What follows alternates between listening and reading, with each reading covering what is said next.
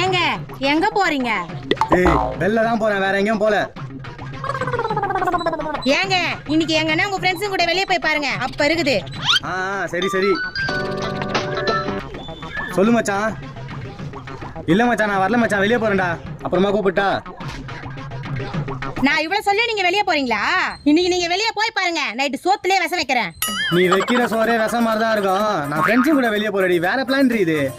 அதெல்லாம் எனக்கு தெரியாது. நீங்க இன்னைக்கு எங்கேயும் வெளியே போக கூடாது, என் மேல சத்தியம் பண்ணுங்க.